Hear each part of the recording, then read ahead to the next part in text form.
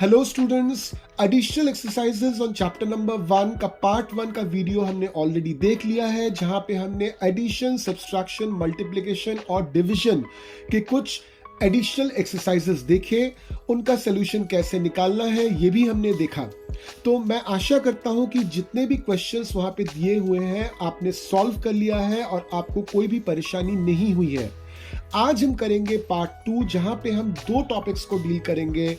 एक है number systems और दूसरा है इंटरेस्ट, प्रिंसिपल एंड अमाउंट। तो चले आते हैं फर्स्ट क्वेश्चन पे। देखिए आपके स्क्रीन पर, right the expanded form of 9876। तो एक्सपेंशन कैसे लिखते हैं? एक्सपेंशन इसका होगा 9 के बाद 3 0 प्लस 8 के बाद 2 0 प्लस 7 के बाद 1 0 प्लस 6। क्योंकि हमको पता है कि 1000 के प्लेस में जो होता है उसके पीछे 3 0 लगते हैं, 100 के प्लेस में जो होता है उसके पीछे 2 0 लगते हैं, जो टेंस के प्लेस में होता है उसके पीछे 1 0 लगता है और ऑब्वियसली वंस के प्लेस में कोई 0 नहीं लगता है पीछे। चले आते हैं अगले क्वेश्चन पर। Right the place value of 54325। इसमें 5 का आपको प्लेस वैल्यू लिखना है। तो देखिए यहाँ पे 5 कहां पे है? ये 10,000 के पोजीशन पे है, यानी कि इसका प्लेस वैल्यू क्या होगा? इट इज 5 फॉलोड बाय कितने डिजिट्स हैं यहाँ पे? 4321, यानी कि 4 डिजिट्स हैं, यानी कि 5 फॉलोड बाय 4 zeros। अगले क्वेश्चन को देखिए। Right the numeral for 10,025। 10,025 को आप फिगर में लिखिए, खुद से कीजिए ये। ठीक उसी तरह से अगला क्वेश्चन है, right the value of the digit 7 in this number 786903। Simple है, 7 लिखिए। 7 लिखने के बाद काउंट कीजिए कितने डिजिट्स वहां पे उस नंबर में है। तो कितने डिजिट्स है एक बार काउंट कीजिए जरा। 86903, यानी कि 5 डिजिट्स हैं। तो 7 के बाद 5 0 लगा दीजिए, आपका 7 का जो है प्लेस वैल्यू निकल के आ जाएगा। ठीक उसी तरह से नंबर आपको दी हुई है फिगर में, इसको आपको वर्ड्स में लिखना है। तो आपको ऑलरेडी आता है, इसको करिए। अगले क्वेश्चन पे आते हैं। Right the place value of digit 9 in this number. तो इस नंबर में 9 का प्लेस वैल्यू लिखिए। वही वाला कॉन्सेप्ट यूज कीजिए जो अभी कुछ देर पहले मैंने आपको बताया। 9 के बाद उतने ही जीरोस लगेंगे जितने डिजिट्स इस नंबर में 9 के बाद है। तो अगला क्वेश्चन है, right 89124 in standard form. Standard form का मतलब क्या? प्रॉपर कॉमा लगाकर आपको इस नंबर को दोबारा लिखना है। तो जब हम कॉमा लगाते हैं, कैसे कॉमा लगाते हैं?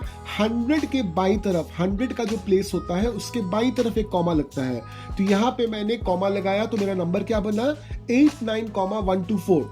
अगला कॉमा कहां पे लगता है? 10,000 के लेफ्ट हैंड साइड पे। तो यहां पे देखिए 10,000 के लेफ्ट हैंड साइड पे कोई डिजिट है ही नहीं, तो वहां पे कॉमा नहीं लगेगा। तो सिंपल आपका स्टैंडर्ड फॉर्म में ये नंबर क्या होगा? 89,124।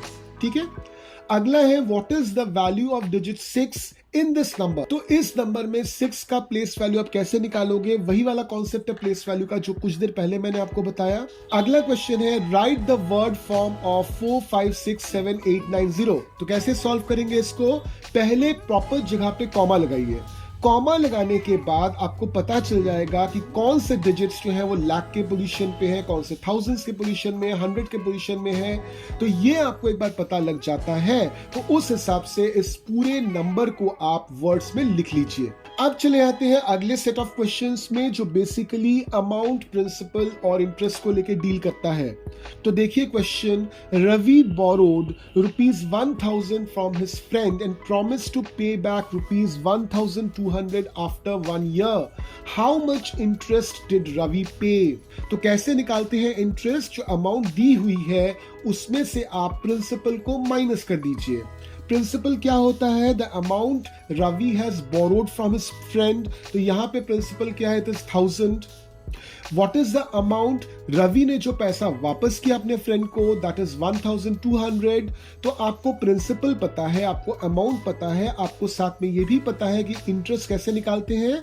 सो इंटरेस्ट का फॉर्मूला है is equals to amount minus principal. तो अमाउंट का वैल्यू बिठाइए, प्रिंसिपल का वैल्यू बिठाइए, आपका इंटरेस्ट का वैल्यू निकल के आ जाएगा। एक इसी तरह से एक क्वेश्चन है, राज took a loan of ₹3,000 from his uncle and returned ₹3,300 after 1 year. Find the interest he paid. Same concept लगाइए, यहां से खोज के निकालिए प्रिंसिपल कौन सा है, अमाउंट कौन सा है। इंटरेस्ट का फॉर्मूला आपको पता है, interest is equals to amount minus principal. Formula में अमाउंट और प्रिंसिपल के वैल्यू को बिठाइए प्रॉपर जगह पे और फिर निकाल लीजिए व्हाट इज द इंटरेस्ट। हमने पार्ट 1 और पार्ट 2 देख लिया एडिशनल एक्सरसाइजेस ऑन चैप्टर 1 के। हमको एक आइडिया लग चुका है कि किस तरह के क्वेश्चंस एग्जाम में पूछे जा सकते हैं इस चैप्टर से, मगर अभी भी मैं आपके लिए एक पार्ट 3 लेके आऊंगा जहां पर 2 और टाइप के क्वेश्चंस हैं जो इस चैप्टर से पूछे जा सकते हैं। एक है टाइम और डिस्टेंस को लेकर और दूसरा है unit that is metric conversion को लेकर। तो पार्ट 1 पार्ट 2 दोनों को दोबारा से बहुत ध्यान से देख लीजिए।